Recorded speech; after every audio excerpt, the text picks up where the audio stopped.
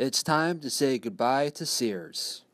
The retail giant will close its Cape Cod Mall location this Sunday after 4 decades of being there. To shed some light on its departure, we caught up with Wendy Northcross, CEO of the Cape Cod Chamber of Commerce, to get her take on Sears leaving the Cape.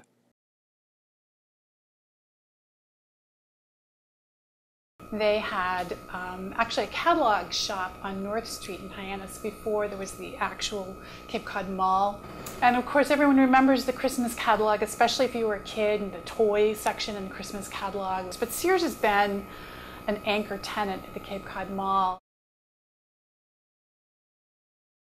We would always go with Dad to the Sears store, especially for the Craftsman tools. And when I was in high school and then in college, I actually worked at the Sears Roebuck here in Hyannis, working in the delivery department, facilitating the directions for the drivers to find the customer's home if they're delivering an appliance, delivering a piece of furniture, whatever it was. And it was kind of a fun job because I could work after school hours in the evenings, and I really got to know Cape Cod in a different way. Sears was a major asset to Cape Cod. I remember when I was in high school and Sears opened, people are very excited. No more waiting for the catalog. Big choice, big array of selection at Sears, and that was very different for Cape Cod in the early 70s. Well, you know, the Simon Corporation that owns the Cape Cod Mall, they're very savvy retailers.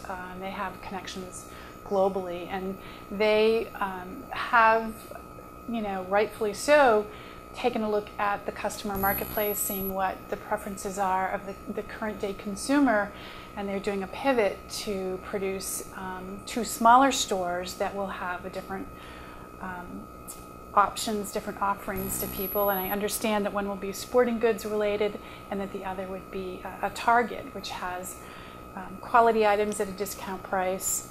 Very different offerings, I think, from what Sears had, but still on a smaller scale than what Sears was. So that space appears to be adequately filled, which is important for the Cape Cod Mall. But I do think it points to the changing landscape of retail and what consumer preferences are. Some people put the problems of Sears at the foot of Amazon or the online retailers, and that certainly is part of it. But we know that for bricks and mortar retail across the country, America has too much of that. So there's a great deal of competition. And I think for a company as large as Sears, it was probably hard for them to maybe make changes as quickly, to pivot to consumer preferences quickly enough that they were highly competitive. So I think that might be part of the dynamic, and I think the new retailers that are going into the mall have a little bit closer handle on their customers and create a value proposition that Sears just didn't have. Well, it changes your competition mix for those remaining behind. You know, you have Kohl's has recently entered the marketplace in the last several years. You know, do they pick up new customers now that historically went to Sears for similar products?